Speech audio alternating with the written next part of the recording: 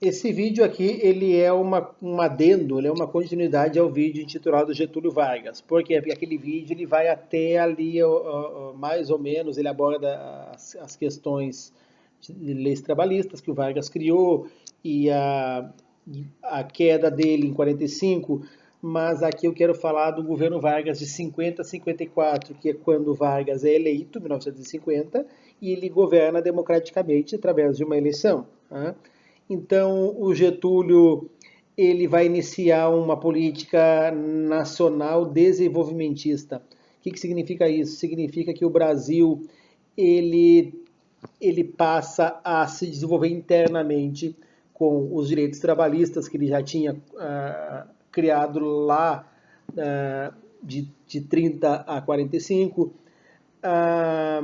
com a Vale do Rio Doce, que é o pontapé inicial para a industrialização do Brasil, essa Vale do Rio Doce que é fruto das negociações entre ele e os aliados, entre ele e o eixo na Segunda Guerra Mundial, essa maneira como ele cozinha os dois lados até conseguir o que ele quer, que é os fundos necessários para industrializar o Brasil. Há quem diga de forma grosseira que a Vale do Rio Doce foi dada pelos americanos em troca da FEB, da Força Expedicionária Brasileira, dos 25 mil soldados do contingente da FEB lutar ao lado dos Estados Unidos na guerra. Não é bem assim, tá? Não é bem assim. Mas o que marca o governo Vargas do período democrático?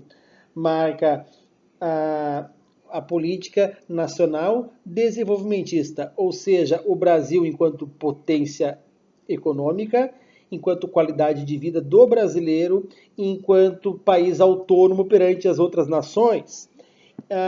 Então, para isso, Vargas vai criar Petrobras, ele vai iniciar a Eletrobras, ele já lá, a Vale do Rio Doce, que é o pontapé inicial, como a gente já colocou, da industrialização. E o Vargas, com isso, ele vai conseguir inimigos, como ele já tinha conseguido inimigos poderosos, ele vai acirrar essa rincha, que não é bem uma rincha, pelo menos não da parte dele, mas ele vai acirrar essa crise entre ele e a elite brasileira. Essa elite brasileira, assistam o primeiro vídeo lá que vocês vão entender quem eles são, mas rapidamente eles são herdeiros de um processo colonial português histórico, ou seja, 12, 14, não sei direito, famílias que mandam no Brasil desde a descoberta do Brasil, desde a chegada dos portugueses em 1500 até hoje, as mesmas famílias, né, que foram senhoras dos escravos, que depois que perderam seus escravos, ficaram com raiva do imperador Dom Pedro II, deram um golpe no Dom Pedro II e instalaram no Brasil uma república de brinquedo, a República do Café com Leite, essas mesmas famílias que foram os primeiros empresários industriais do Brasil e que olham para o trabalhador da mesma forma como eles olhavam para os seus escravos no tempo da escravidão. Tá? Então, essa elite, ela não quer conceder nada ao trabalhador. Vargas quer conceder alguma coisa ao trabalhador, mas lembrando que o que ele concede ao trabalhador é mínimo. O que ele concede às elites é grande. Na perspectiva de Vargas, seria mais ou menos assim: ele modernizaria o Brasil, criaria leis trabalhistas, agradaria o povo, agradando ao povo, ele se manteria no poder, se mantendo no poder, ele agradaria a elite. Por quê? Porque a elite enriqueceria com o trabalho e com o desenvolvimento do Brasil. Essa era a interpretação que ele tinha. O que não ocorre, ele não contou com o fato da elite brasileira não querer conceder nada. Por quê? Porque eles estão acostumados a 500 anos de escravidão. Então, observem, há 500 anos de escravidão, os caras são acostumados com trabalhadores escravos, que tu só espanca o cara e obriga ele a trabalhar, e esse cara praticamente devolve o que tu gastou com ele e te gera lucro. Agora, quando a escravidão acaba e esses caras são obrigados a lidar com trabalhador assalariado, que eles querem tratar da mesma forma como tratavam os escravos. E ainda quando vem o Getúlio Vargas em 30 e ele vai dar direitos a esses trabalhadores, direitos que o patrão vai ter que puxar do bolso e pagar. Não é bem assim, né? Mas enfim, vai representar uma perda de lucro para essa elite, para esse grupo, essas 14, 15 famílias que mandam no Brasil desde 1500. Então, essa gente se torna um inimigo poderoso de Getúlio Vargas. O Getúlio Vargas não é mais o ditador, agora ele tem que lidar com a democracia, e a democracia exige que se respeite a liberdade de imprensa, a liberdade das pessoas, que não se proíba, que se permita que se fale mal do governo, enfim, lidar com questões democráticas que o Getúlio não é acostumado, ele não sabe muito bem, ele é acostumado a ser um ditador. O que vai acontecer? Um outro inimigo poderoso que o Getúlio cria é os Estados Unidos. Por quê? Porque a política americana para a América Latina, para a América do Sul, é uma política de dominação econômica e política. Ou seja, os americanos querem os brasileiros, os sul-americanos, os latino-americanos dependentes, subordinados a eles.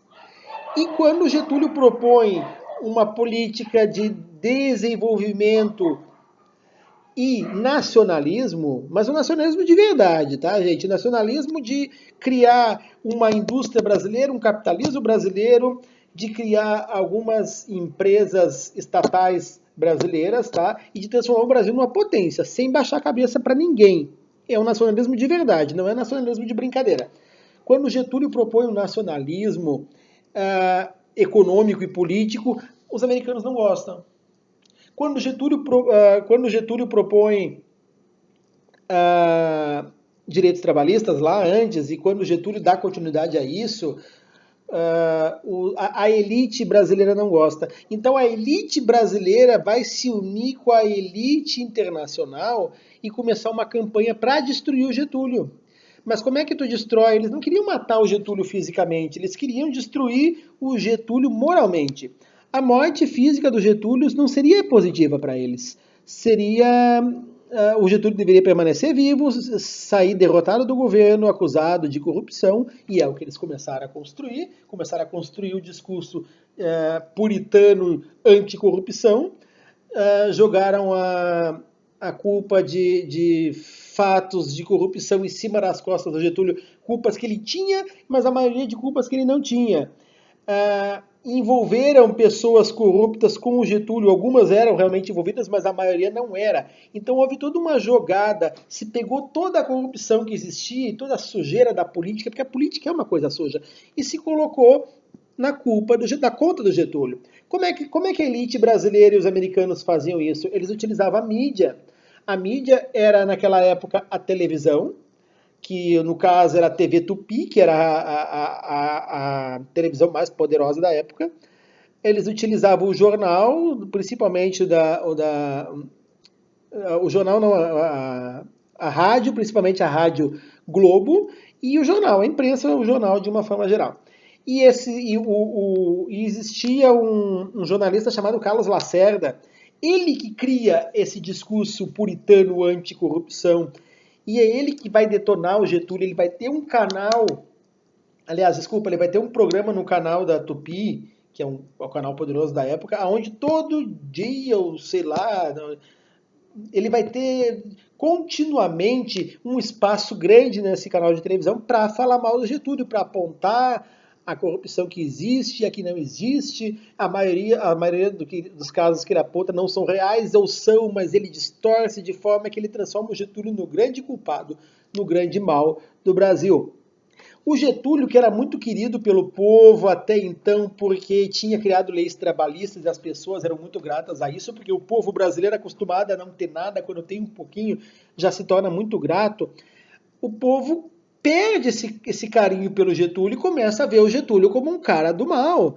É isso que eles constroem. O Carlos Lacerda e a UDN, que era o Partido Conservador. Mas o que a UDN e o Lacerda queriam? Eles queriam derrubar o Getúlio e queriam já naquela época, em 50 e alguma coisa, um golpe militar, uma ditadura militar.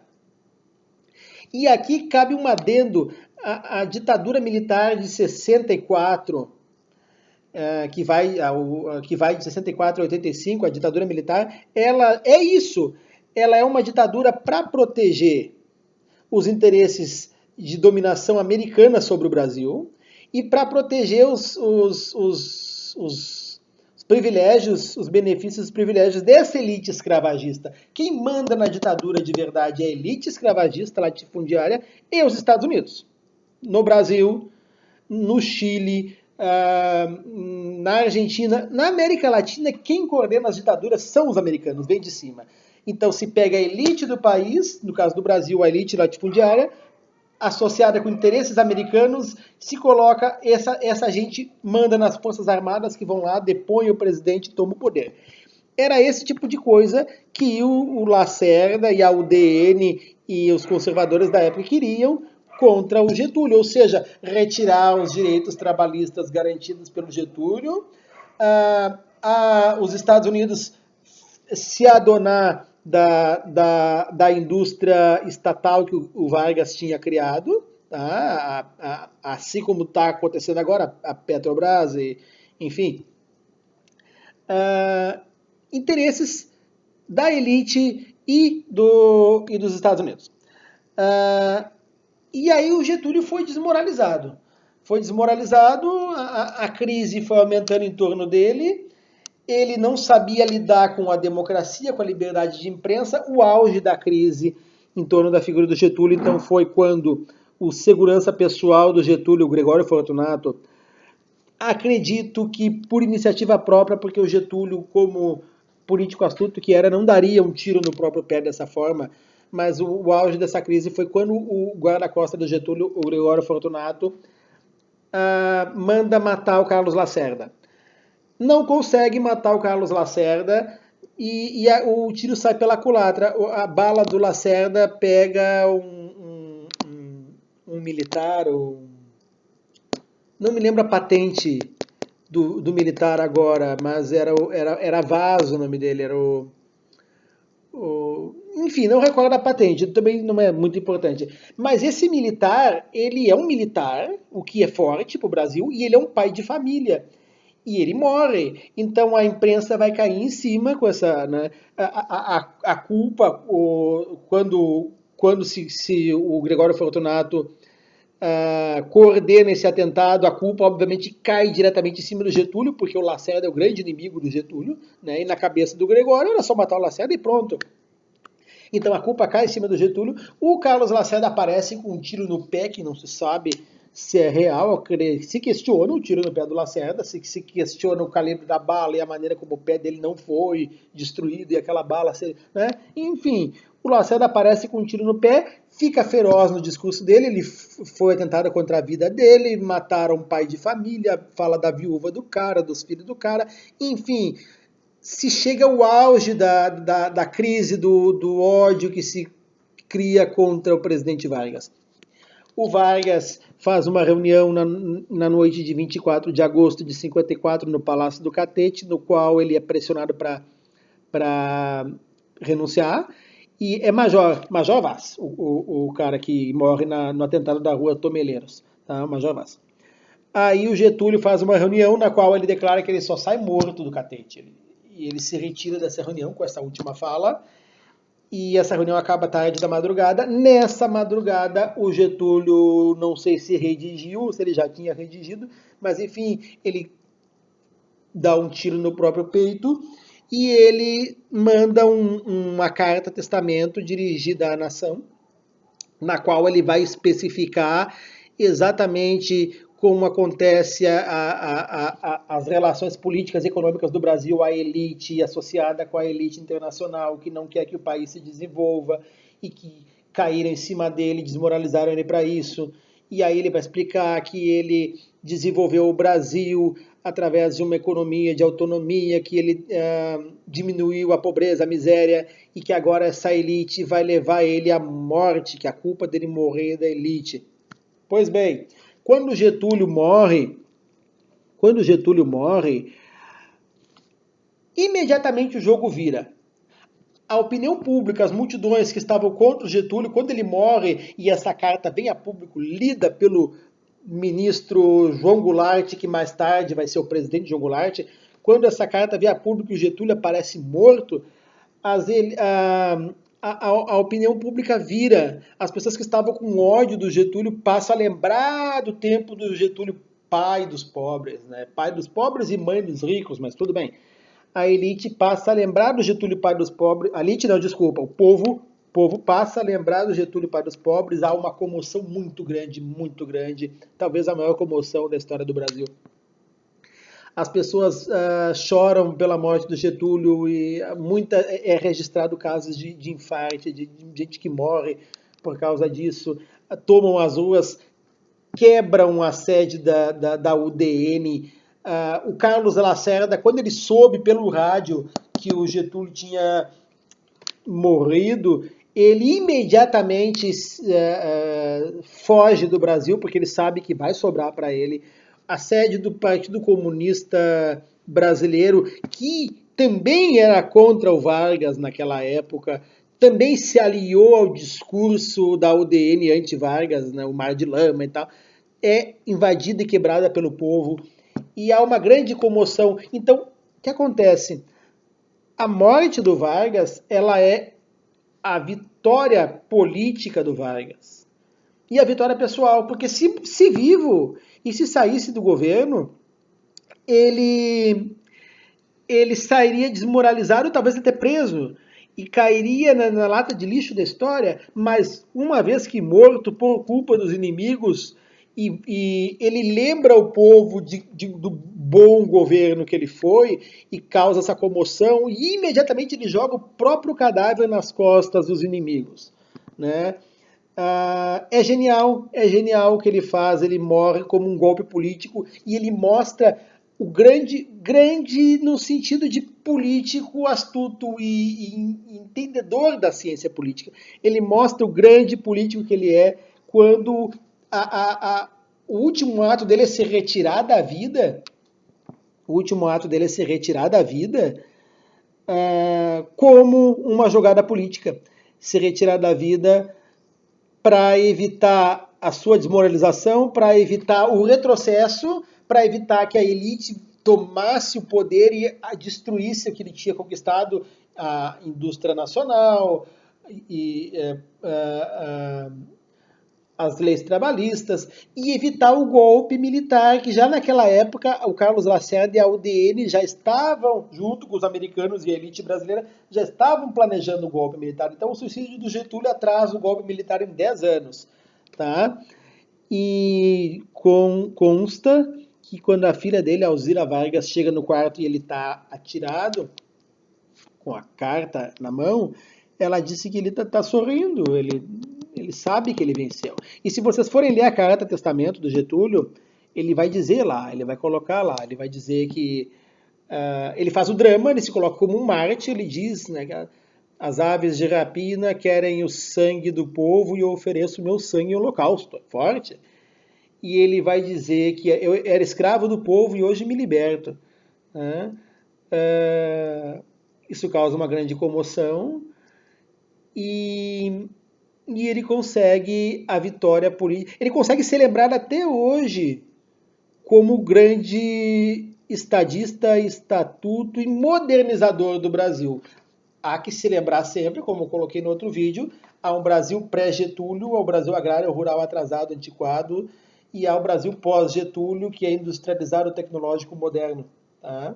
Todos os presidentes que vieram depois do Getúlio utilizaram do que ele começou. O próprio Juscelino vai utilizar o que Getúlio Vargas começou. Não é um elogio ao Getúlio, nem uma crítica ao Getúlio. É uma análise de quem foi Getúlio Vargas no que se refere à importância dele e as qualidades as qualidades e os defeitos como líder, como político. Tá? É isso, abraço.